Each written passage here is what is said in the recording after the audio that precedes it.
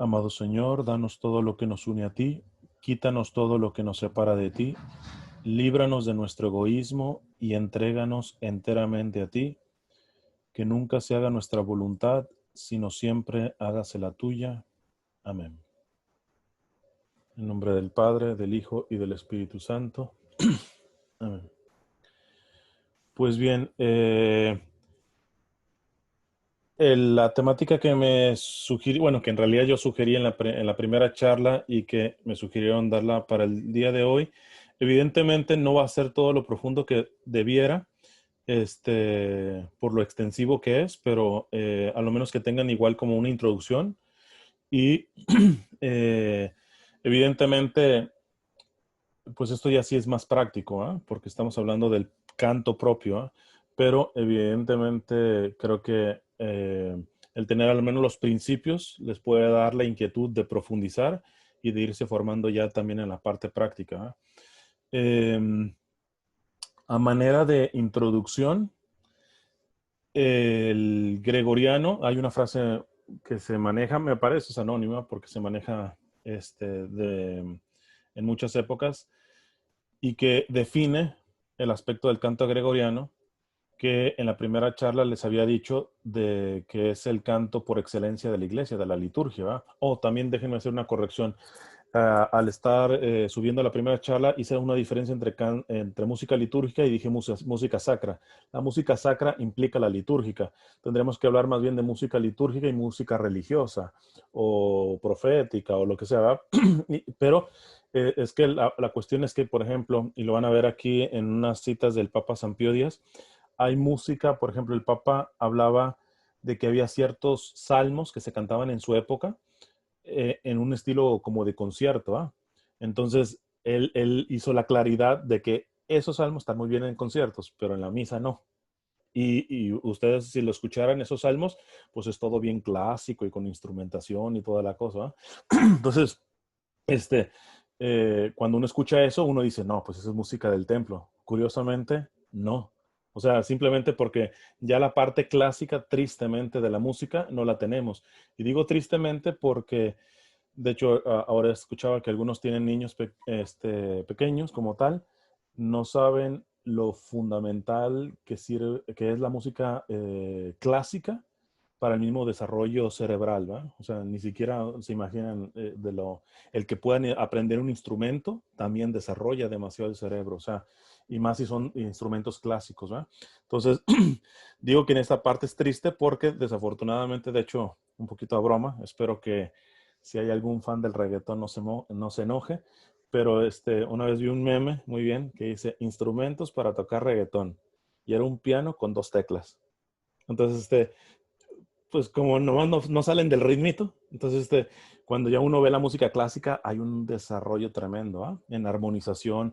Es más, también les cuento una anécdota. Para mí es el mejor músico de instrumentos de aire. De hecho, él es inventor de instrumentos de aire. Él ha inventado instrumentos de aire. Él metió la música de aire en la película de La Pasión en un 60-70%.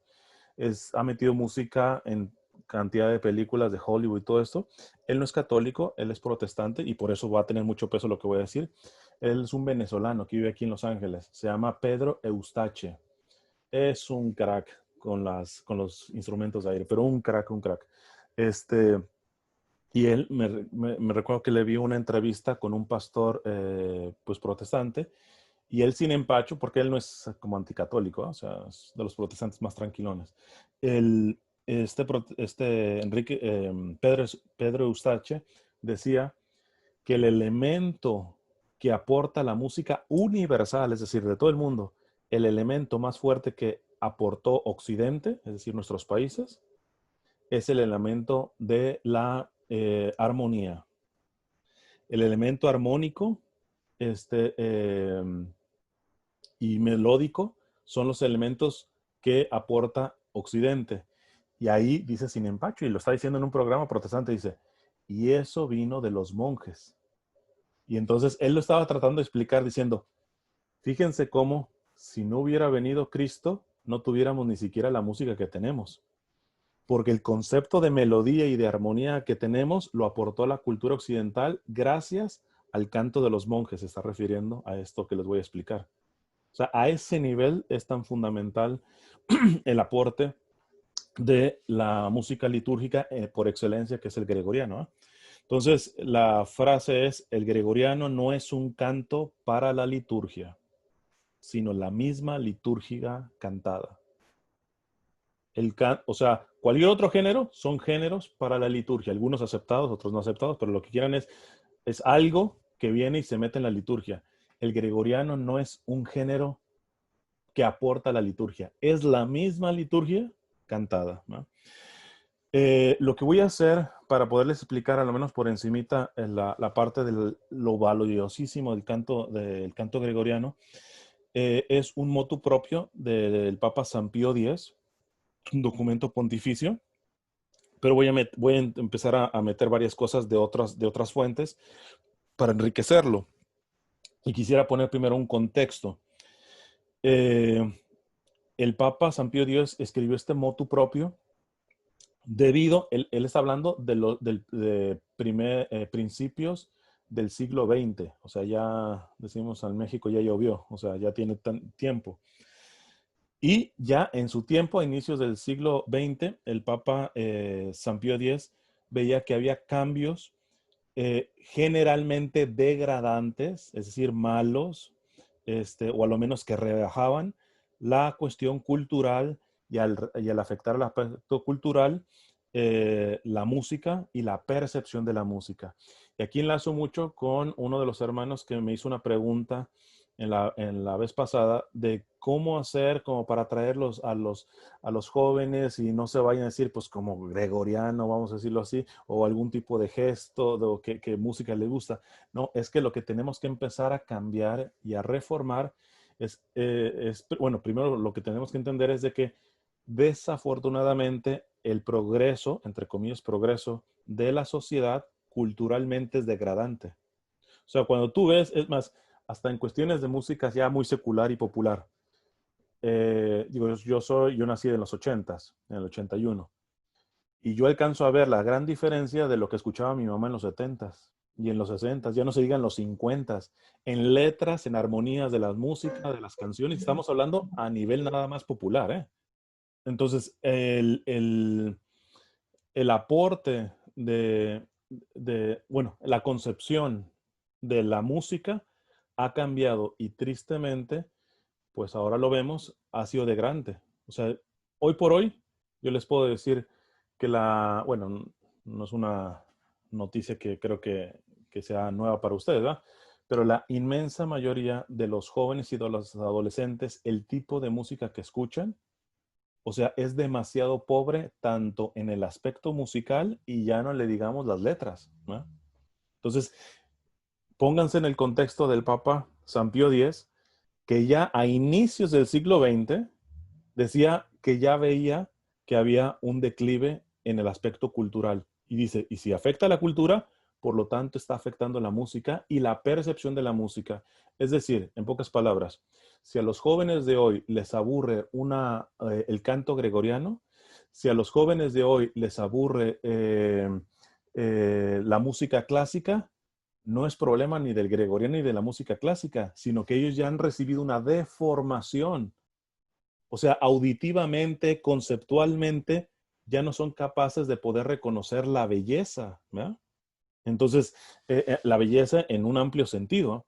Y ellos consideran belleza quizá nada más lo que es estéticamente agradable, ¿verdad? Entonces, esto es muy importante porque en este contexto escribe este documento el Papa San Pío X a inicios del siglo XX. Y hay una cita que esta no sé de quién sea, yo a veces tengo alguna documentación sobre varios temas y olvidé poner el de la cita, pero esto lo que voy a leer no es palabra mía, pero tiene una gran sabiduría y agrega lo que estoy diciendo. Dice así, a fuerza de excitarnos, hemos perdido el sentido de los ritmos vitales, la respiración, el corazón, los movimientos naturales. Si escuchamos, mejor aún, si cantamos los cantos gregorianos, podremos liberarnos del frenesí que nos pone enfermos y encontrar de nuevo la paz de los comportamientos normales. De un buen grado afirmaría que la práctica del canto gregoriano es tanto una terapéutica de equilibrio vital como una llave de sabiduría. ¿Qué está diciendo aquí? Más o menos lo que les acabo de hacer de introducción. Porque un joven se le pudiera hacer aburrido o poco atractivo el canto gregoriano. ¿Por qué, inclusive, un poquito en la línea de la pregunta que me hicieron en la primera charla, por qué inclusive hasta lo pudiera asustar y alejar de la iglesia? Porque tiene mucho ruido adentro. Porque ha dejado de percibir las cosas naturales. Y más ahorita que están todos con los aparatos. ¿Cuántos de nuestros jóvenes se han sentado alguna vez simplemente a monitorear su respiración, a darse cuenta del milagro de lo que es meter aire, sacar aire? O sea, de los sonidos, de contemplar un atardecer, cosas naturales, básicas. Entonces, por eso les digo, no se trata de mundanizar el evangelio, sino de evangelizar al mundo. Y el mundo está intoxicado de imágenes, de ruidos, de ritmos que no ayudan a contemplar la verdadera belleza, ¿eh? Entonces, esto es para que les diga, si van a hacer algo al respecto, que esto es una lucha que va a ser complicada. Yo les voy a empezar a sugerir que vayan como, bueno, se los dije la charla pasada, de a pasitos. No traten de presionar tanto, también dialóguenlo mucho con su párroco y todo esto, pero tanto un extremo sería como decir, no pasa nada, pues esto realmente ya pasó para la historia, el gregoriano, ya mejor metamos la música con ritmos nosotros, latinoamericanos o lo que sea. Eso sería muy penoso, porque es un fatalismo, si ya no se puede recobrar, sí, ya estamos muy mal en la percepción de la belleza, de lo bueno, bello y verdadero que les mencionaba en la primera charla. Y la otra sería, no, vamos a rescatarlos y vamos a meter y vamos a quitar y todo eso. No está preparada la gente, ni la prepara la comunidad. Y a veces, tristemente, ni siquiera los padres están preparados porque a veces hasta la propia formación litúrgica en los seminarios, más en uno que en otros, es deficiente, ¿va? Entonces, y eso causaría un mal, aun cuando estaría bien el propósito, estaría mal en cuanto al aspecto de la prudencia, porque no se trata de hacer esto así abruptamente, ¿va? Porque hay que ir a las raíces, ¿va? Entonces, repito una frase final de esta cita, de buen grado afirmaría que la práctica del canto gregoriano es un tanto una terapéutica de equilibrio vital como una llave de sabiduría. Aquí quiero hacer nada más también una connotación. En esta parte es cierto, porque es cierto, ¿eh? Así como les dije, que cerebralmente a un niño le ayuda mucho escuchar música clásica, el gregoriano también tiene efectos cerebrales positivos en la salud y todo eso. Pero aquí yo les diría, cuidado, porque muchas veces se quiere rescatar, por ejemplo, el gregoriano con esto. Y la finalidad del gregoriano es tener como un spa de uno. No, es una cuestión secundaria. Vamos a ver cuál es el propósito del gregoriano. Pero atendiendo después de ver cuál es el propósito del gregoriano, además se te informa que tiene verdaderamente, y eso está comprobado, se han hecho estudios, las ondas alfas que tiene tu cerebro y que son las que son fundamentales a la hora de dormir. O sea, todo ese tipo de cuestiones ayuda a equilibrar. Pero lo que estoy diciendo es, no se vayan a decir, no, pues ahora sí le voy a entrar al gregoriano porque quiero dormir o porque quiero relajarme y todo eso. Pues listo, pero a lo menos entiendes que esa no es la primera finalidad del gregoriano. Es un efecto que da, además de su finalidad. Los primeros cristianos, eso es una información importante, rechazaron al principio, estamos hablando de los primeros siglos del cristianismo, rechazaron el concepto de música como mero gozo y placer. Las primeras comunidades fue algo muy particular porque todas las religiones antiguas tenían su musicalidad. Los cristianos, vamos a decir, fueron, por eso se les ve así como si fueran marcianos, porque practicaban una religiosidad en un inicio sin música. ¿Por qué? Porque ellos concebían la música, la relacionan automáticamente en una herramienta de puro goce y placer, ¿verdad? Entonces, la música debía estar, ya después la empezaron a agregar, la música debía estar al servicio de la religión. Solo es digna de oírse aquella música que abre la mente a las enseñanzas cristianas. Esto es bien importante. Ahí a veces se empiezan a meter ritmos a la hora de la Santa Misa, que si tú le preguntas a la persona si, ya no te digo si entendió, porque les decía la otra vez, a veces no se trata de entender, a lo menos conceptualmente, pero decir, en esto, ¿qué realmente experiencia religiosa de religación con Dios tiene? No, fue un carnaval. Te encantó, bailaste, aplaudiste y todo eso, pero no tuvo nada que ver con el hecho de la liturgia, no aportó nada. Te gustó a ti, pero no tuvo nada de santo ni sacro, que vamos a ver más adelante. Entonces, los primeros cristianos, cuando empezaron a meter la música, decían que es digna de oírse aquella música que abre la mente a la enseñanza cristiana. Por ello, la música instrumental fue excluida en principio del templo. ¿Ah? O sea, todo tipo de música. De hecho, les había dicho, el canto gregoriano, puro, puro, puro, no lleva música. Es la pura voz. Ya después, el mejor acompañamiento del canto gregoriano es el órgano. ¿Ah? Entonces, por ser un instrumento dentro de todos selecto para la iglesia, ¿va? Y esto por documentos. Pero el canto gregoriano, puro y duro, es sin música, sin instrumentación, sin instrumentos. Sí es música, pero solamente vocal.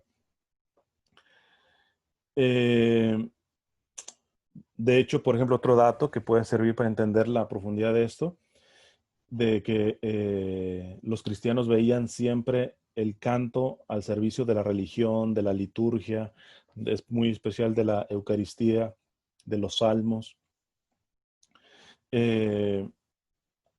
A ver, ahí sí estoy un poquito, si me recuerdo, no sé si es el siglo séptimo o siglo noveno, eh, ni siquiera los cantos en la iglesia litúrgicos tenían partituras. Todo era de memoria. Lo que empezaron a hacer, las primeras comunidades cristianas, hagan de cuenta, ya cuando empezaban con cantos ya como escritos y todo, pero antes era todo de memoria. Escritos sobre las palabras, ponían cuadritos, que ahí viene la historia de cómo se escribe el gregoriano. Les había dicho, el gregoriano no tiene el pentagrama, que son las 5 rayitas, tiene lo que se llama tetragrama, son 4 rayitas, y no tiene las notas como las conocemos, las bolitas, sino tiene cuadritos, y esos cuadritos se llaman neuma. Neuma significa espíritu en griego. Entonces, esos cuadritos se empezaban a poner por encima de las palabras, simplemente para a recordar dónde tenían que ser el declive, la subida, la bajada, pero no había partituras. Y increíblemente, muchas veces cuando yo hablo de gregoriano me decía en una parroquia una persona, mira, es que con los americanos, con los estadounidenses, ellos están más educados en música. Muchos que no son músicos saben leer una partitura. Y dice, mi problema está en los hispanos, que muchos de ellos son migrantes, no tienen ni siquiera mucha educación algunos. Y le digo, ¿y tú cómo crees que empezó el canto gregoriano, los cantos antiguos litúrgicos? Todo era de memoria. Y eso, de hecho, después hubo obispos que estaban en contra de las partituras. ¿Por qué? Porque decía que se perdía precisamente el impulso del espíritu. Por estar leyendo, por estar todo eso, uno está más enfocado en dar bien la nota que en la experiencia de la que me lleva la música. ¿Eh? Entonces, esto es bien importante porque eh, hay la mala idea de que el canto gregoriano está demasiado complicado porque la gente tiene que saber las partituras y las notas y tenerlo. Evidentemente hoy ayuda, pero al final tengan en cuenta que las primeras comunidades todo era de memoria y todo era melódico. ¿Eh? Entonces, de hecho, en las comunidades empezó a aparecer, esto sobre todo lo tienen las iglesias orientales, de rito oriental, las griegas, las rusas, todo esto, lo que se llama el bordón. ¿Qué es el bordón? Es un sonido que se mantiene mientras que los cantores realizan el canto. Es un sonido más grande, más grave y, perdón, no más grande, más grave y continuado. Déjenme ver. No, ¿saben qué? Voy a ir corrido. Les voy a poner en la descripción, cuando esto lo suba a YouTube, como, porque el video no dice nada de bordón, pero voy a poner canto que tiene bordón. Pero hagan de cuenta, es, sobre todo son voces masculinas que simplemente hacen un murmullo. Y la otra persona empieza a dar el canto, ¿ah? Y esto hace como un fondo. Y hace ¿cómo les podría decir? Cuando se está abierto al espíritu y se tiene una actitud de docilidad, realmente en automático te mete el misterio de Dios, ¿no? O sea, ese sonido. Entonces, alguien que evidentemente con sus diferencias, ¿verdad? Que a veces veo que suele hacer esto evidentemente no es música litúrgica, ¿verdad? Pero en la música de evangelización y todo esto, la hermana Glenda, yo la he escuchado más de alguna vez que está cantando y llega un momento en donde ella pide simplemente ser sonido o murmura o alguna cosa de eso. ¿Por qué? Porque esto ayuda a entender que las palabras siempre se quedan cortas ante el misterio de Dios, ¿no? Entonces, por eso les decía, no, pero si cantamos en latín no vamos a entender. ¿Quién ha dicho que el propósito es entender la letra? Aunque entiendas la letra, el misterio, lo que está diciendo, santo, santo, santo, en latín, sanctus, sanctus, sanctus. Todo ese sanctus se queda corto para lo que es Dios. Nosotros simplemente decimos sanctus o santo, pues porque si no, no hablaríamos.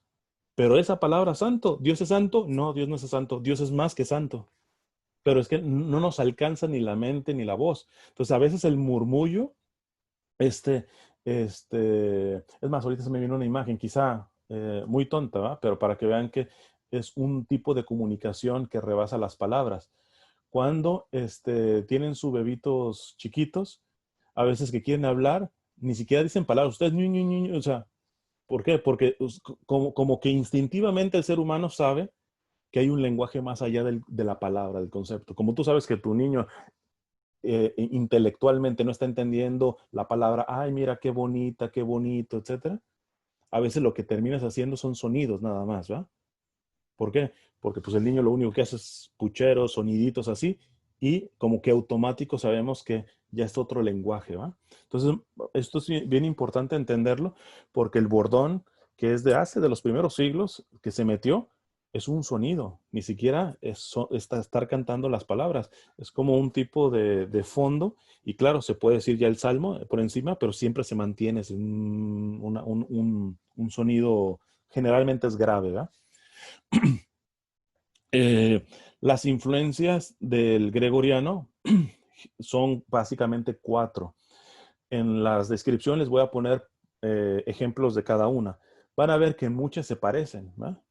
Pero básicamente son las mamás del canto gregoriano, que es el canto galicano. Todos estos son litúrgicos. El canto, bueno, algunos evidentemente tienen extracción secular, ¿va?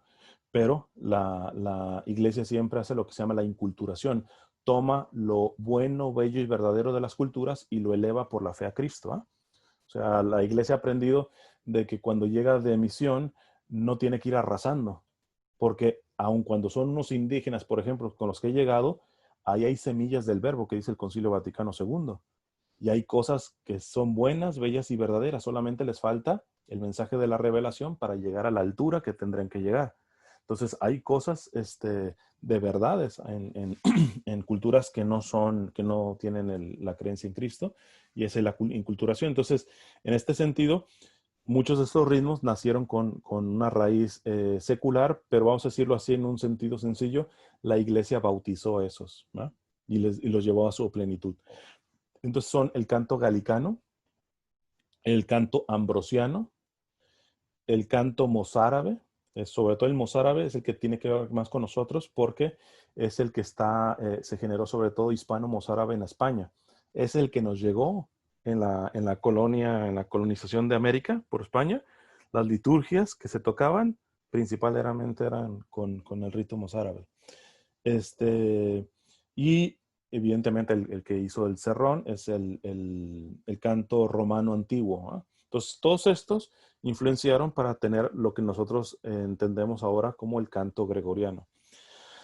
Ahora sí, entro al motu propio, al documento del Papa San Pío X, que preocupado ante los cambios culturales y por lo tanto los cambios musicales y por lo tanto los cambios en la percepción de la música, hizo una notita para que no se le fuera de las manos el canto litúrgico, la música litúrgica. Se las voy a dejar en la descripción, porque es hasta un trabalenguas poderla pronunciar. El título es Trale Solecitudini. Y solamente voy a rescatar algunas cositas de esto, porque este motu propio, lo que el Papa San Pío X quiere decir, cómo debe ser el canto litúrgico. Pero al final termina diciendo, el canto litúrgico por excelencia es el gregoriano. Por lo tanto, lo que dice sobre el canto litúrgico explica qué es el canto gregoriano. Porque si el canto gregoriano es lo mejor que tiene la iglesia para cantar en la liturgia, pues las características de cómo tiene que ser el canto litúrgico, el que mejor las cumple es el canto gregoriano. Entonces, a través de esto, este no es un documento del Papa San Pío X que lo va a explicar el gregoriano, no. Él va a tratar de explicar, inclusive habla de la polifonía, que también está permitida y todo este tipo de cosas. Pero al decir, el que cumple todo perfectamente es el canto gregoriano con algunas características que les voy a decir. Bueno, que va a decir el Papa San Pío X. Dice el Papa San Pío X, nada, por consiguiente, debe ocurrir en el templo que turbe. Ya vayan tomando nota. Y aquí está, no, ni siquiera está metiéndose todavía la música, está hablando en general.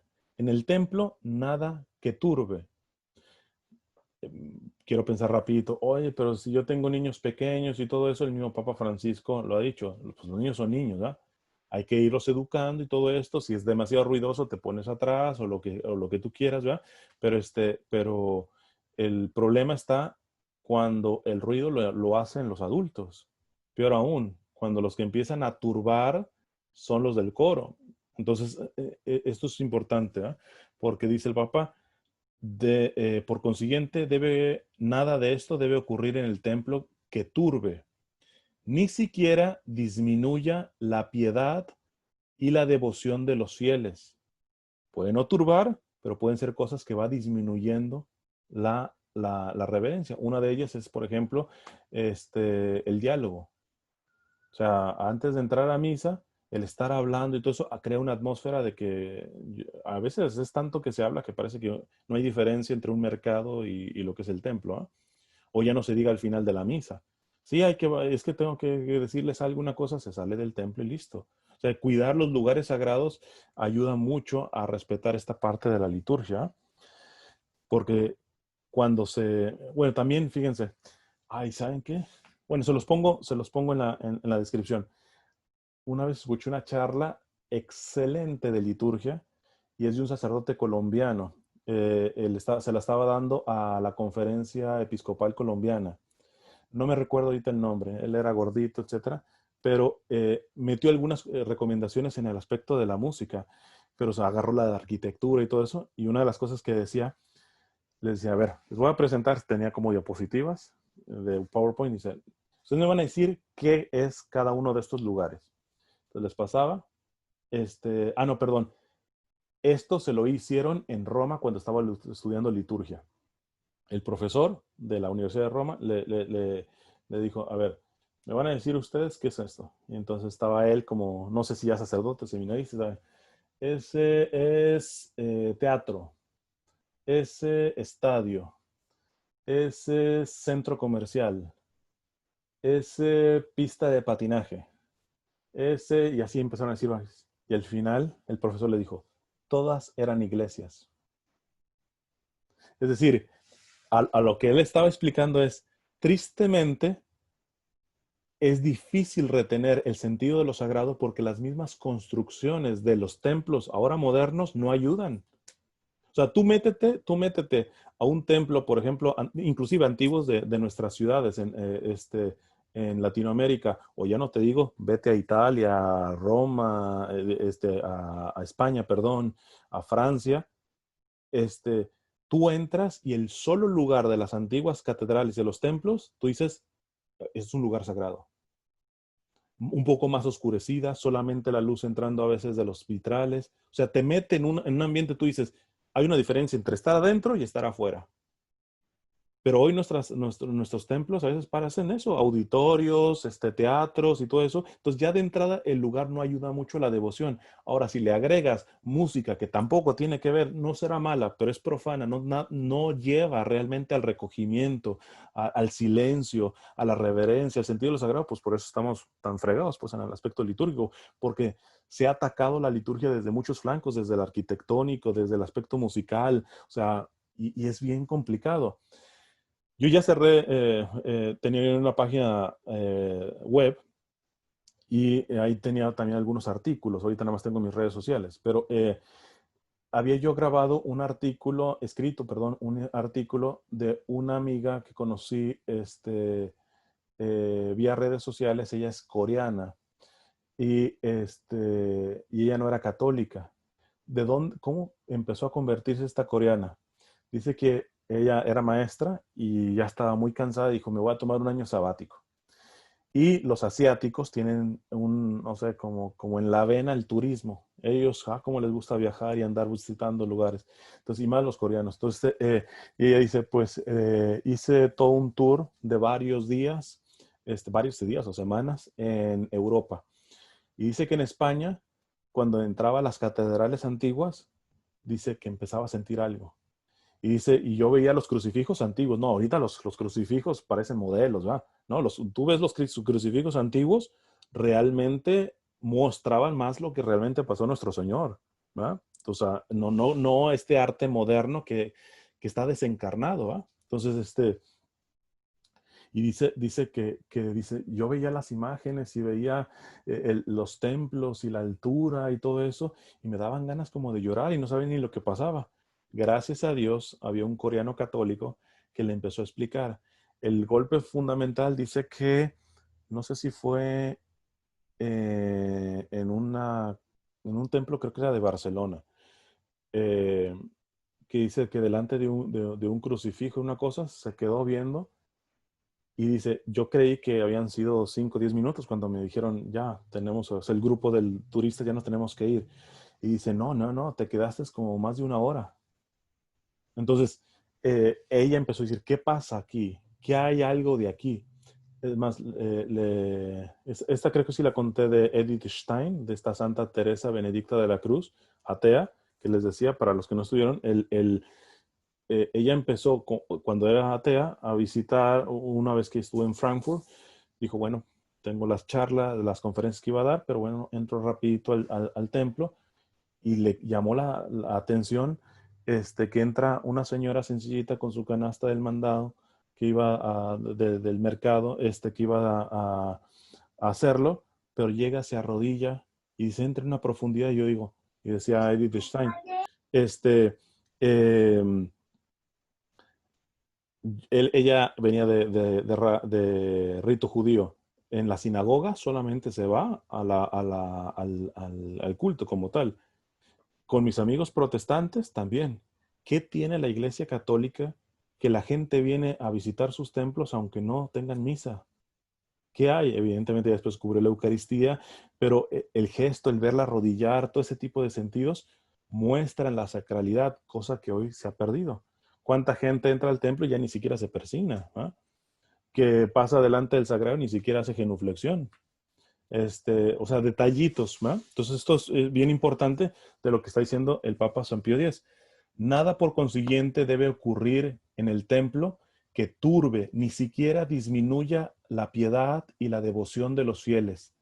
Nada que dé fundado motivo de disgusto o escándalo. Nada, sobre todo, que directamente ofenda el decoro y la santidad de los sagrados ritos. Y por este motivo, sea indigno de la casa de oración y la majestad divina. Evidentemente aquí podremos meter también inclusive la modestia al vestir, ¿va?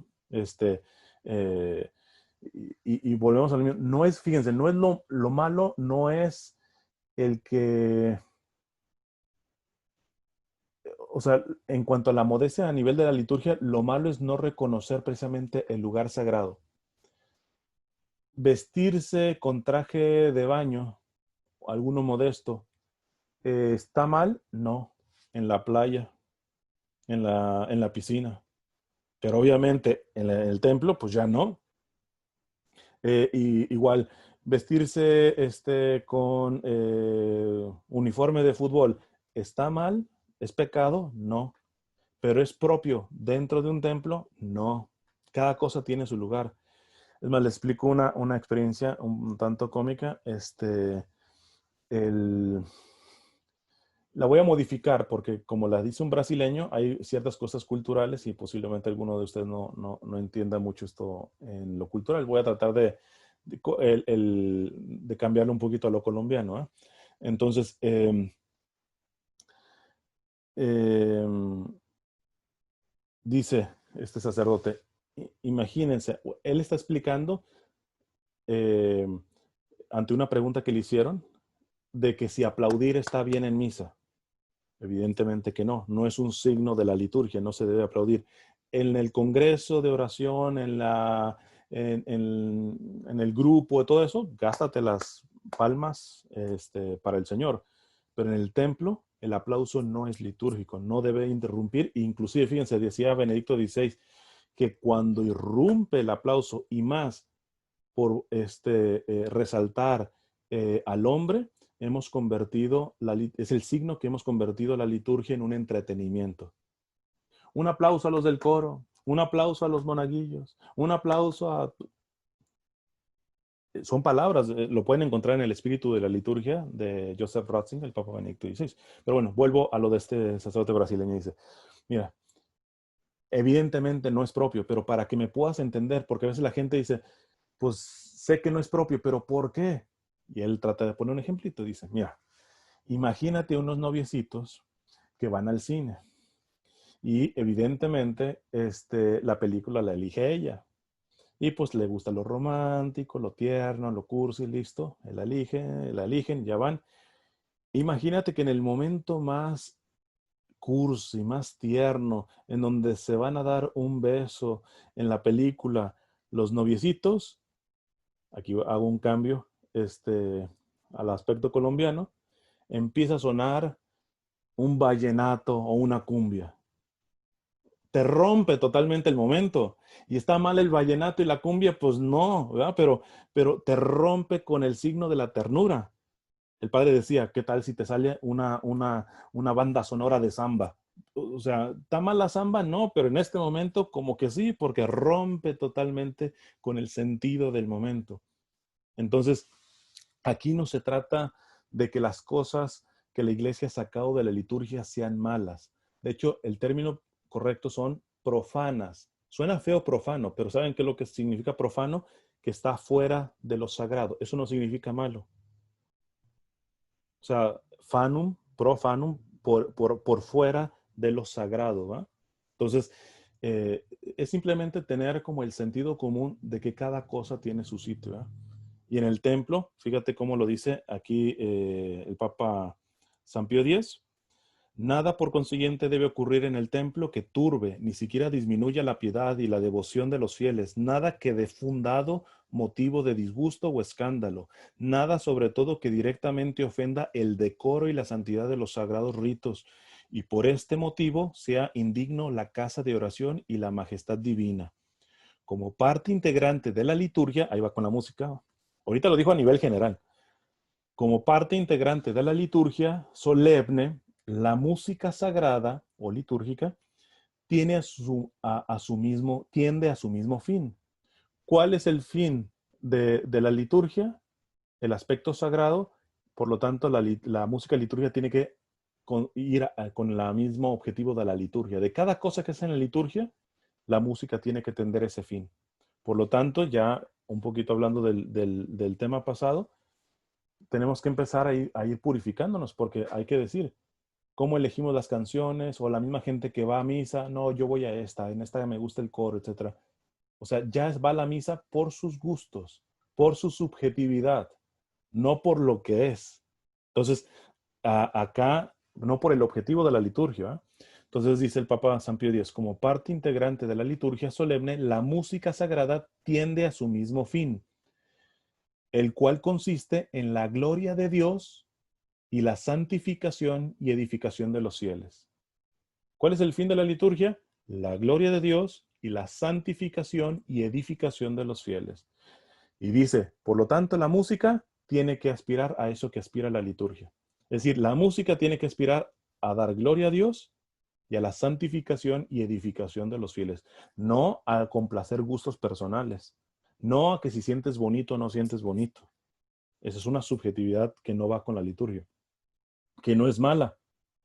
En una cita con tu esposo, o con tu esposa, con tus amigos, ponen la que les gusta y todo, pues listo, ahí muy bien, y los une, pero no es propio de la liturgia. Sigue diciendo el Papa San Pío X, la música sagrada o litúrgica, su oficio principal consiste en revestir de adecuadas melodías el texto litúrgico que se propone a la consideración de los fieles. De igual manera, su propio fin consiste en añadir más eficacia al texto mismo, para que por tal medio se excite más la devoción de los fieles y se preparen mejor a recibir los frutos de la gracia, propios de la celebración de los sagrados misterios. Mira, si yo fuera policía litúrgico, esto que acabo de decir en el 90% de las misas hoy no se cumple. Al final no se cumple esta cuestión. Y sigue diciendo el Papa San Pío X. Por consiguiente, la música sagrada debe tener en grado eminente las cualidades propias de la liturgia. Conviene a saber, ojo, esto es bien importante, para saber, creo que estoy escuchando ahí, no sé si alguien tiene para saber lo fundamental de la música litúrgica sagrada, que la mayor expresión es el gregoriano y por lo tanto el gregoriano tiene esto que voy a mencionar o que menciona el Papa, son las siguientes.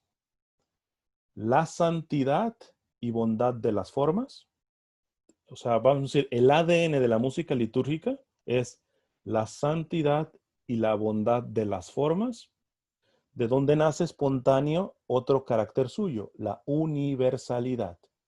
O sea, ¿qué es el ADN, el esqueleto de la música litúrgica? Por lo tanto, del gregoriano, porque es el mejor ejemplo, es que sea santa, que tenga bondad en las formas y que sea universal.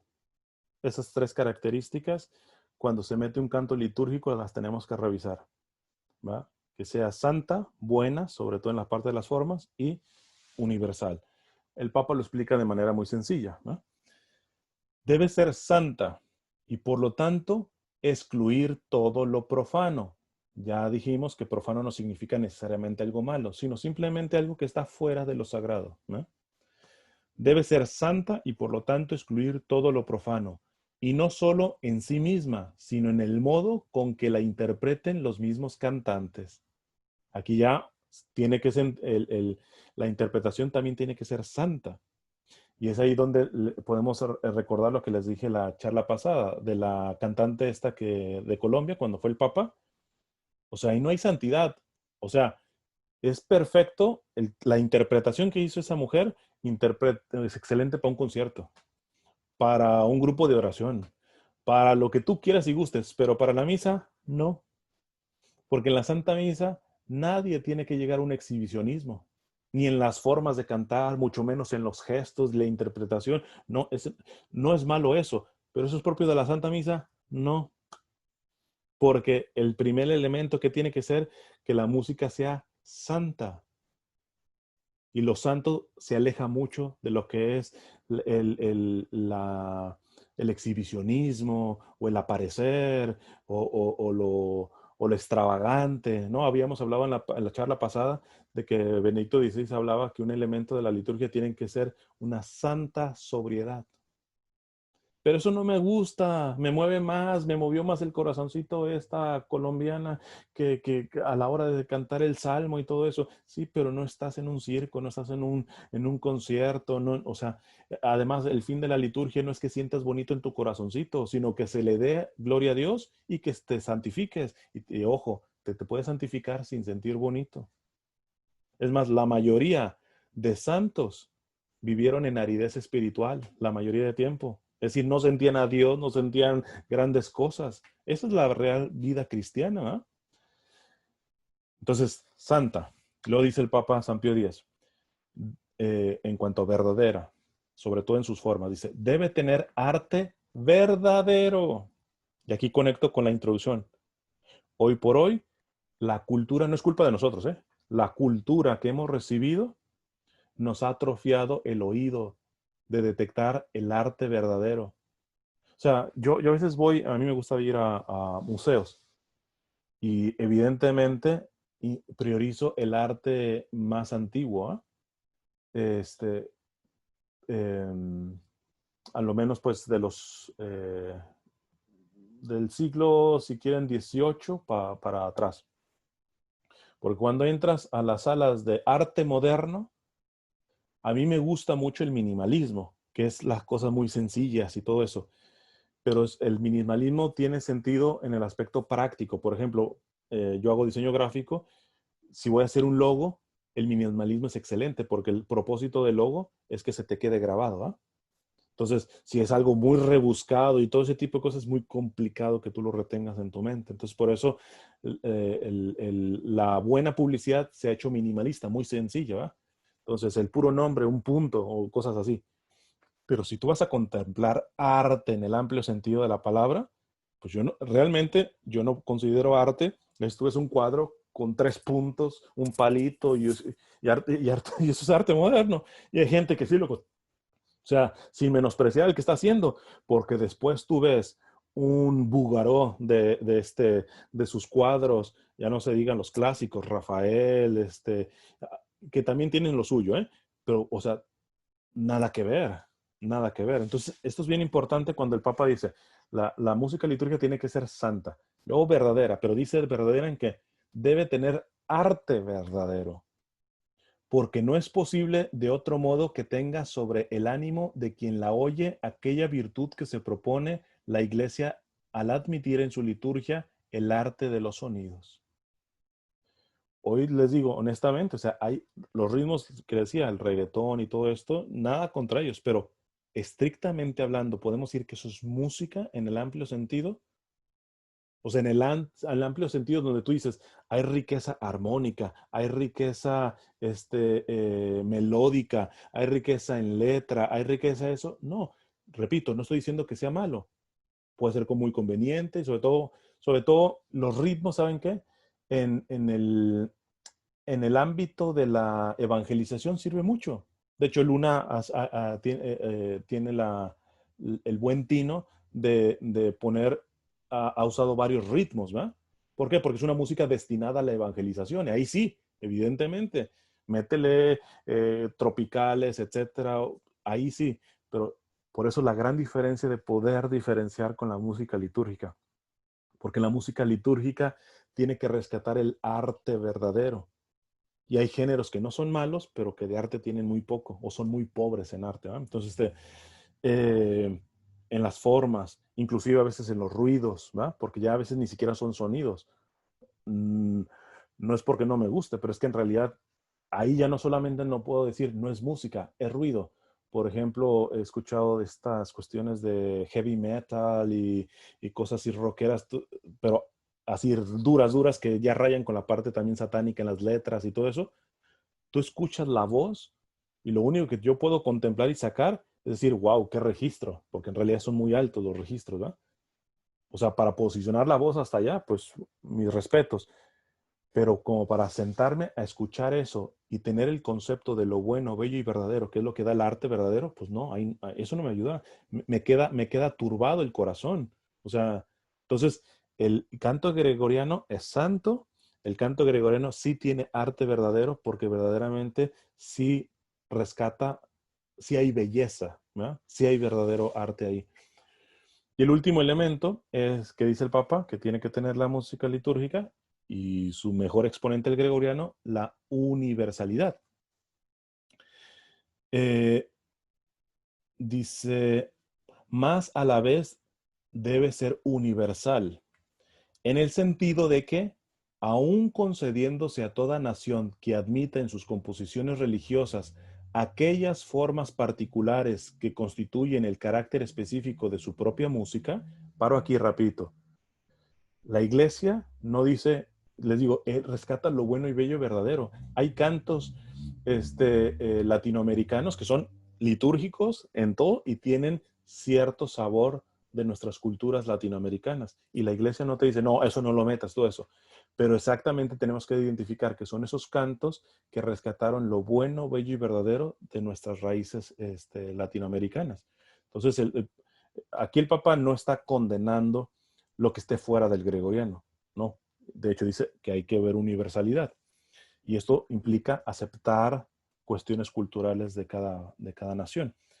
Entonces, repito, dice, más a la vez debe ser universal en el sentido de que aún concediéndose a toda nación que admita en sus composiciones religiosas aquellas formas particulares que constituyen el carácter específico de su propia música, este debe estar de tal modo subordinado a los caracteres generales de la música sagrada. Es decir, puedes meter cuestiones culturales, pero estos tienen que obedecer a lo que les acabo de explicar. A toda esta, a lo santo, a lo verdadero, a lo universal, a dar gloria a Dios, a santificar al pueblo. Entonces, sí, mételos, pero no como regla mayor, sino estas van a obedecer lo que no se puede negociar, ¿no? Dice, este debe estar de tal modo subordinado a los caracteres generales de la música sagrada, que ningún fiel procedente de otra nación experimente al oírla una impresión que no sea buena. Y es por eso que la iglesia hay que ser cuidadosos, porque tú dices, pero, esto lo explicaba también, por ejemplo, con la danza. La danza no es propia de la liturgia, al menos en rito latino. Y una vez que le preguntaron al cardenal Arinze, que era el que estaba encargado de la congregación para el culto divino y los sacramentos, él decía, él es africano. De hecho, ahorita tenemos otro africano muy bueno, el cardenal Sara. Entonces, el cardenal Arinze dice, miren, yo soy africano. Y siempre nos ponen, en África salen en las misas bailando y danzando. Dice, gente que es ignorante. En la mayoría son movimientos refinados que en las culturas africanas significa un tipo de adoración. Los mismos africanos saben lo que sí es bailar y no bailan ahí. O sea, para nosotros nos parece un baile, pero no, para ellos son movimientos que tienen una conexión y que son buenos, bellos y verdaderos y que tienen una conexión y se pueden meter dentro de la liturgia. Pero dice, eso no viene para la cultura occidental. Porque el baile en la cultura occidental, ¿qué es? Nos hace referencia, yo te digo, baile, ¿en qué piensas? No piensas en la cuestión celestial ni en cuestiones sacramentales. No piensas en fiesta, en familiaridad y todo eso está muy bien, pero curiosamente esa no es la finalidad de la liturgia. Entonces, esto es bien importante porque no hay que mezclar. La música litúrgica tiene que ser universal, sí, pero todos los elementos que agarres de las culturas tienen que estar supeditadas, obedientes a lo más esencial. Me voy acelerando porque se me va el tiempo.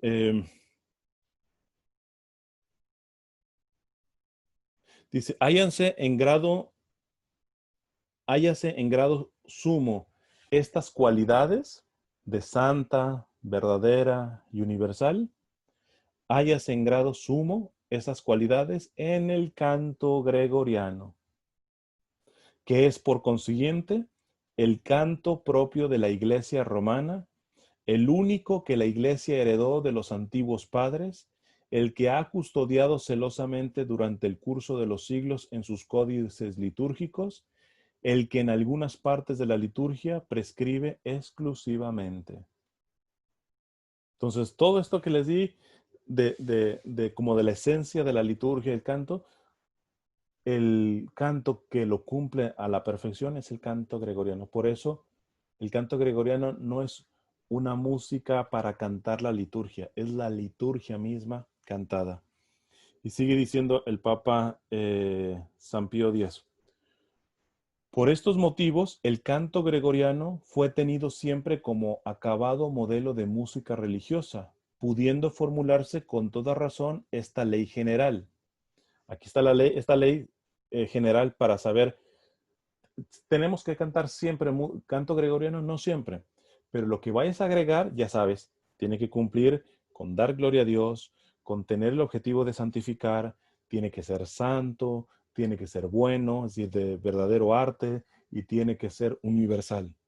Y así puedes meter al repertorio, vamos a decir, sí, de la misa, no necesariamente tiene que ser gregoriano, pero hay una regla que también ayuda a discernir si la música que se va a meter es la propia. Se las dije en la charla pasada, pero se las digo tal como la cita aquí el Papa San Pío X. Una composición religiosa o litúrgica será más sagrada y litúrgica cuanto más se acerque en aire, inspiración y sabor a la melodía gregoriana. Y será tanto menos digna del templo cuanto diste más de este modelo soberano. ¿Tenemos que siempre cantar canto gregoriano? No. Pero lo que le vayas a meter va a ser tanto más litúrgico cuanto en aire, inspiración y sabor a la melodía tenga conexión con el gregoriano. Entre más se acerque a esto, y hay cantos populares, o sea, hay cantos populares que uno descubre que no es gregoriano, pero está cercano a ese espíritu. Por lo tanto, es cada vez más litúrgica ese canto. Entre más tú ves un canto que ni por dónde le ves la conexión con el gregoriano, es menos litúrgico. Entonces es una reglita que puede servir para el discernimiento. Ya voy terminando. Dice el Papa San Pío X. La Iglesia ha reconocido y fomentado en todo tiempo los progresos de las artes, admitiendo en el servicio del culto cuanto en el curso de los siglos el genio ha sabido hallar de bueno y bello. Salva siempre la ley litúrgica. Por consiguiente, la música más moderna se admite en la Iglesia, puesto que cuenta con composiciones de tal bondad, seriedad y gravedad que de ningún modo son indignas de las solemnidades religiosas. Esto sirve precisamente para que no se me vayan al otro extremo que les decía en la primera charla. O sea, hay algunos que desbaratan la liturgia con abusos y todo esto, algunos por ignorancia, pero algunos ya va con mala leche, decimos en México. Pero también está un extremo de los liturgistas, los rubricistas, que verdaderamente, o sea, eres casi, te vas a ir al infierno si no cantas canto gregoriano. Pues mira, aquí el mismo Papa dice que la misma Iglesia reconoce que en el avance puede haber avances buenos. Claro, al principio dice, la mayoría de avances a nivel musical ha sido para mal. Y con eso comencé la charla. Nada más vean los gustos musicales de sus hijos. O sea, no hay percepción de lo arte, de lo bello, bueno y verdadero, simplemente de lo que les gusta, de lo que les excita, de lo que les mueve las emociones y todo eso.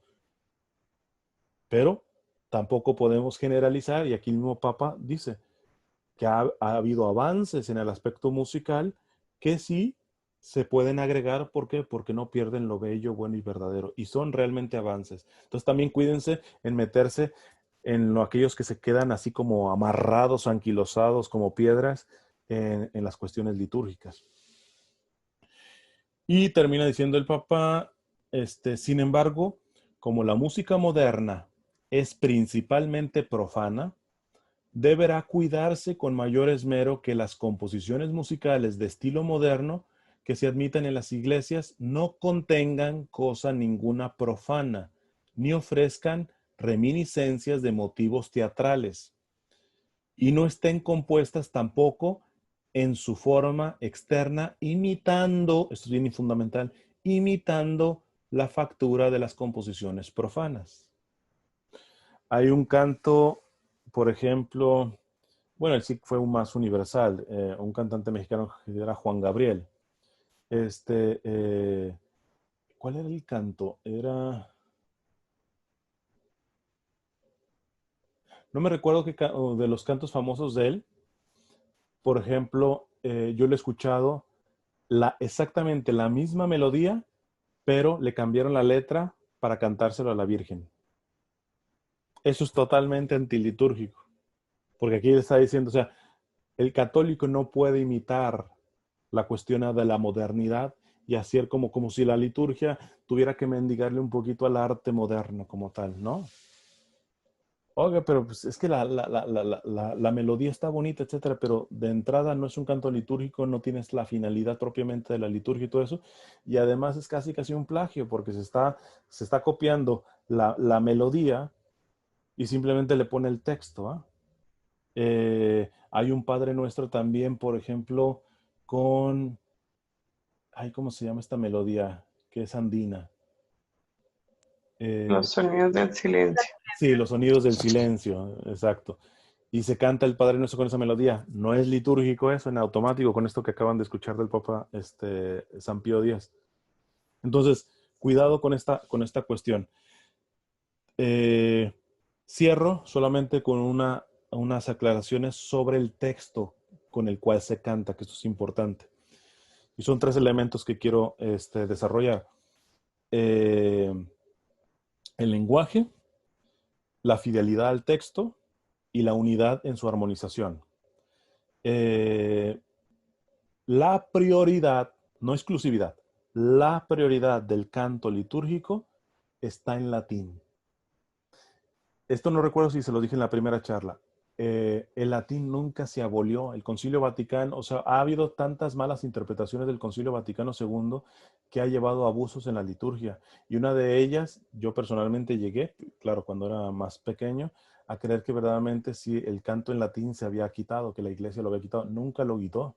Más aún, recomienda, y esta es la sugerencia que yo les voy a hacer, que también ya se las hice en la charla primera, pero ahora hago énfasis que también hagan el esfuerzo de que pudiera ser en latín.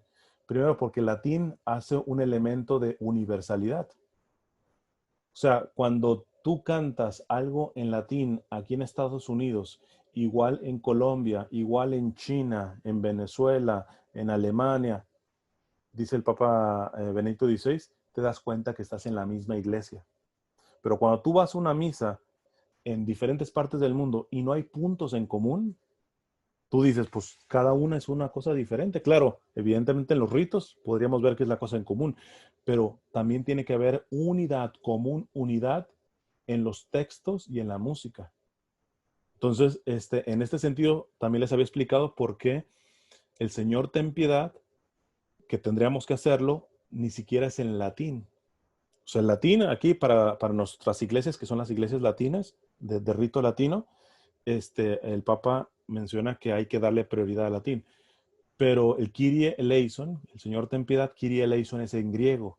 Pero ¿por qué se hace ese canto en griego?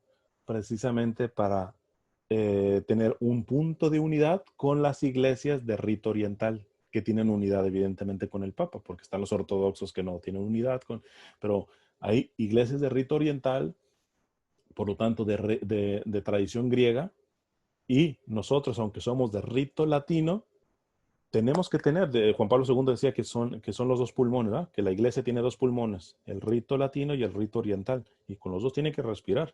Entonces, la manera en la liturgia que recordamos a nuestros hermanos de rito oriental es en el Señor ten piedad, que es cantándolo en griego, Kyrie eleison, Christe eleison, Kyrie eleison, ¿no? Entonces, fuera de eso, la prioridad es el latín. Ah, bueno, también les iba a decir, mi recomendación es eh, que los cantos ordinarios de la misa poco a poco los empiecen a meter en gregoriano y en latín. Ya el ofertorio, el canto de comunión, metan pues de lo que tienen, ya tienen algunos elementos para discernir qué meter, qué sacar y todo ese tipo de cosas. Pero lo recomendable siempre es que los cantos del ordinario, es decir, los que no se mueven, siempre sean de preferencia en gregoriano y de preferencia en latín, salvo el Señor ten piedad, que es en griego. ¿Cuáles son esos cantos ordinarios? Este, el, el Señor ten piedad o el Kyrie eleison. Entra el Gloria, pero bueno, el Gloria quizá por la extensión y todo eso, síganlo haciendo en lengua vernáculos, en español, lo que sea. Este, bueno, les menciono nada más, hagan el Señor ten piedad, el Kyrie eleison, el Santo y el Cordero de Dios, el Sanctus o el Agnus Dei. Esos tres, empiecenle por ahí. Empiecen, inclusive, hablando con su párroco para poder quizás hasta educar poco a poco a la comunidad. De- Nada más son de todo lo que se canta en la Santa Misa, empiecen eso, el Kyrie eleison, el Santo y el Agnus Dei, que son del ordinario, es decir, que no cambian. Evidentemente el Santo y el Agnus Dei, Sanctus y el Agnus Dei, así tal cual, en latín, y pónganle la melodía gregoriana. Hay muchas misas de melodía gregoriana, quizá la más famosa se llama Misa de Angelis o Angelis, también se las voy a dejar en la descripción cuando suba el video. Entonces el primer punto es rescatar, revalorizar el latín. Y ante aquellos que digan, pero es que no entiendo latín, yo no estudié latín, ahí ya le explican de que la liturgia no necesariamente la tienes que entender. O sea, que hay un espíritu y un misterio al que te lleva aunque no sepas latín, ¿verdad? Entonces, esto es bien importante. El segundo elemento, fidelidad al texto. Esto, tristemente, cómo se hay abusos en nuestras iglesias y más hispanas. Se avientan a ver, algo, uh, ay, de tantos que son, no se me viene alguno. Eh,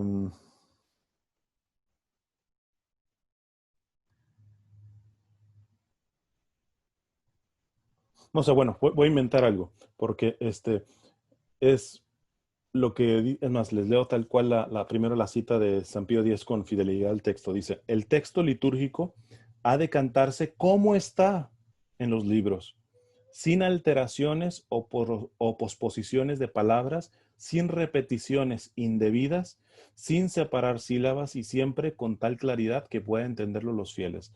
Es decir, yo no puedo decir santo, santo, Dios altísimo y bueno que nos quieres y todo, santo, santo. No, esa es una composición tuya. Los cantos del ordinario de la misa se tienen que respetar tal cual son. Santo, santo, santo. Y algunos, pues sí, están diciendo santo, santo, pero lo repiten 15 veces. No, tanto o sea, ser escrupulosos tal como está. El Cordero de Dios, también hay unas invenciones que se hacen en el Cordero de Dios y arreglos de voces y todo eso. No, el Cordero de Dios que quites el pecado del mundo, ten piedad de nosotros. Cordero de Dios que quites el pecado del mundo, ten piedad de nosotros. Cordero de Dios que quites el pecado del mundo, danos la paz. En latín, Agnus Dei, qui tollis peccata mundi, miserere nobis, Agnus Dei, qui tollis peccata mundi, miserere nobis, Agnus Dei, qui tollis peccata mundi, ahí se fue. The Nobis Pacem, se me fue ahorita. Fíjense, hasta el repetirlo eh, se me traba porque está ligado a la música. Si lo empiezo a cantar, se me va a venir en automático la letra, en el Agnus Dei, ¿va? ¿Por qué? Porque ya la propia oración va ligada al propio canto, ¿va? Que ya al decirla nada más recitada, a veces uno puede tener problemas.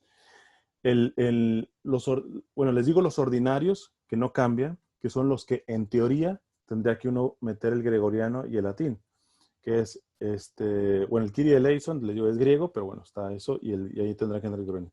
El Gloria, el Credo, el Sanctus y el Agnus Dei. Lo que les propongo es nada más los tres básicos, el Kyrie eleison, Sanctus y Agnus Dei. Si se enfocan en tratar de meter eso, si lo ven muy complicado con su párroco y todo eso, vayan metiendo de a uno el Kyrie eleison por algunos meses y ya después van agregando el Sanctus y todo eso. Todos los demás, el canto de ofertorio, de entrada, el de comunión, ojo, también otra por si acaso, porque en otra parroquia es que hace canto de poscomunión, ese nos lo sacamos de la manga, no existe el canto de poscomunión. Después de dar la comunión, tendría que quedar silencio. No, o a veces le llaman canto de meditación. No existe ese canto, eso nos lo sacamos de la manga. Solamente existe el canto de comunión. Ni de poscomunión, ni de meditación, ni nada por el estilo. También otro canto que se han sacado muchos de la manga es el canto de la paz. No hay canto de la paz. O sea, eso es una cuestión que agregamos, ¿no? O sea, estrictamente vamos hablando, vamos poniendo canto de entrada. Eso sí puede ser un poco más libre. Luego, el Kyrie eleison, ahí es donde yo digo, háganlo en griego de ser posible, en gregoriano. Después viene el Gloria. Síganlo haciendo ahorita todavía en el idioma vernáculo y todo. Después, bueno, el Salmo, si se hace bien entonado, siempre sería mejor que lleve una melodía gregoriana, aunque sea en español o en el idioma que sea. El Aleluya también es también importante meterlo. Tal cual el Aleluya no hay que meterle ni griego, ni latín, ni nada. Y la melodía sería mejor en gregoriano, pero ese ya hasta lo tenemos grabado, porque uno de los aleluyas más famosos es gregoriano, que les había dicho la otra vez. O sea, aleluya, aleluya. Eso es gregoriano, ¿eh? Entonces, sencillito. Después viene el ofertorio, igual a su elección, lo pueden hacer, pásenlos por los filtros que les he dado. Después viene del ofertorio, bueno, también hay antífonas, dependiendo ahí sí, no sé, de la conferencia episcopal colombiana, por ejemplo, acá se tiene que cantar lo que le llamamos el gran amén, ¿verdad? El último amén se tiene que cantar al menos acá en los Estados Unidos. Pero bueno, esas ya son cuestiones de las conferencias episcopales. Luego viene el canto no, perdón, el Cordero de Dios, que les digo, pónganlo Agnus Dei, y en gregoriano. Y después el canto de comunión, también libre, y igual el canto de salida, libre, ¿verdad? Entonces, pero lo que son los cantos ordinarios, el Señor ten piedad, el Santo, el Gloria, si acaso llegan a meter el credo, el Aleluya, y el Cordero de Dios, respeten el texto. Si ven ya un canto litúrgico de X misa, por mucho que tenga hasta pentagramas y todo bien arreglado, pero ya le cambió la letra, no, eso hay que ser un tanto escrupulosos en ese sentido para rescatar el sentido de lo sagrado, porque hay que respetar el texto tal cual, ¿no? De estos cantos. Y lo último que les decía, unidad en su armonización. Dice el Papa San Pío X, el Kyrie, Gloria, Credo, etcétera, es decir, Sanctus, el Santo, el Cordero de Dios, etcétera, de la misa deben conservar la unidad de composición que corresponde a su texto. Cuando vean la misa de Ángelis, van a ver que cada uno de esos cantos tienen una comunión en la armonía. ¿Por qué? Porque dice el Papa, dice, de la misa, dice, el Kyrie, el Gloria, Credo, etcétera, de la misma deben conservar la unidad de composición que corresponde a su texto. No es, por tanto, lícito componerlos en piezas separadas, de manera que cada una de ellas forme una composición musical completa. Es decir, que si tú metes un Sanctus de la misa de Angelis, que es gregoriana, y le metes un Cordero de Dios también en gregoriano, pero es de otra misa, no es lo propio, porque esos cantos que no se modifican, que es el Kyrie eleison, el Sanctus y todo esto, deben tener la misma composición armónica, ¿no? Para que tengan una unidad armónica. O sea, no hay que inventar. Si, bueno, sí metemos gregoriano en el Sanctus y en el Agnus Dei, pero son de tradiciones musicales o, bueno, de composiciones diferentes, no, que sean de la misma familia. Y eso poco a poco, si lo investigan, podrán ver. Bueno, lo voy a dejar hasta aquí. No sé si haya alguna pregunta. Ya después cuando lo suba, les dejo muchos enlaces para que se vayan profundizando. Inclusive les voy a dejar cuando les hablaba de este sonido antiguo que nada más es el puro sonido con la voz o que son un tipo de bajo con la pura voz y ya por encima de eso se empieza a cantar. Les voy a poner, es una cantante que se llama Divna, que es ortodoxa, no es católica. Pero es que hay que reconocer que las tradiciones orientales sí han cuidado su liturgia. Tú ve a las iglesias católicas orientales, no vas a ver abusos, a lo menos en música, muy complicado que veas. Hasta en los lugares, siempre tienen sus iconostasios, que usan ellos mucho los iconos, los iconostasios, o sea, todo impecable. aquí es donde yo creo que le tendríamos que aprender bastante a ellos, porque ellos han salvado esa riqueza litúrgica.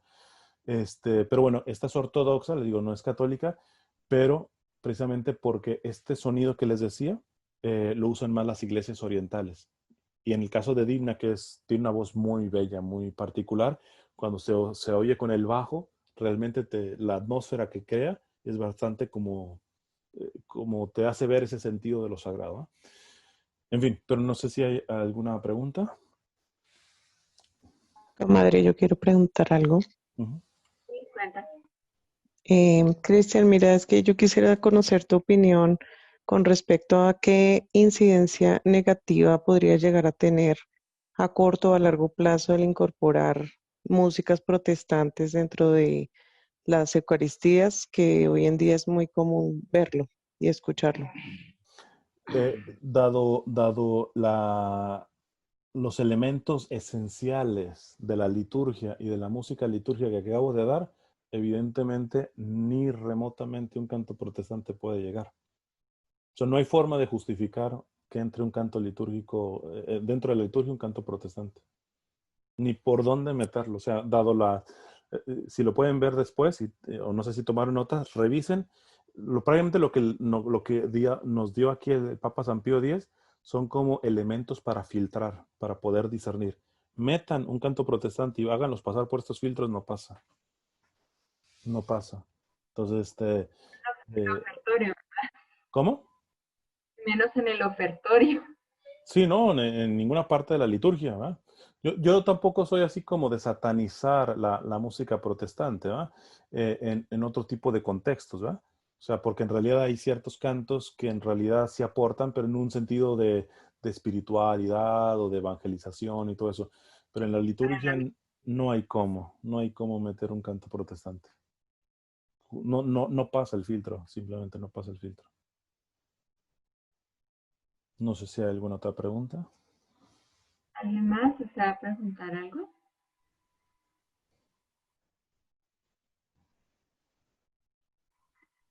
Cristian, también el Gloria tiene que ir pegado a la letra, ¿no? Porque Sí, ahora es el que más se abusa, el Gloria. Gloria. Ya, el Gloria es el que más, de todos los cantos del ordinario, recuerden, cuando hablo del ordinario son de los que no cambian y no deben de cambiar porque en realidad, bueno, cambia en aspectos de tiempos litúrgicos, ¿no? Por ejemplo, en Cuaresma, no se canta el Aleluya, por ejemplo, pero pero el sustituto del Aleluya también se tiene que respetar en su letra, tal cual, ¿va? Entonces, eso hay que atenerse tal cual al texto. Entonces ahí sí váyanse al misal y váyanse y tal cual como está la letra, hay que ser fieles a eso. Que se canta mucho Gloria, Gloria, Aleluya, y pues ese no va. Ya no va. Digo, siendo estricto, ¿no? Repito, todo este tipo de cosas, y esto es nada más introducción, si hubiera metido más profundo, habría más que decir. Pero nada más sí cuiden mucho el no llegar a un tipo de rubricismo o liturgismo así escrupuloso, por como llegan muchos, que en realidad los que se meten ahí, lo que están diciendo es verdad, pero se les olvida la dimensión pastoral, es decir, la gente está preparada, mi comunidad está preparada, o sea, si mi comunidad no sale del reggaetón, o sea, creo que me va a llevar un poquito de tiempo en educarla, en afinarle el oído, o sea, entonces ahí es donde yo les digo, hay que ser muy realistas, ¿verdad? De ir dando pasos, pero sí hay que seguir dando pasos, de a poquito, ¿verdad? Pero hay que ir al óptimo porque realmente nuestras misas a nivel musical y en otros sentidos dejan mucho que desear, ¿verdad? Y, y es lo más importante que tenemos, la Santa Misa, imagínense.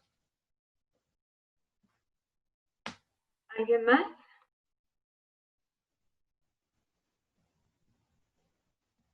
¿No?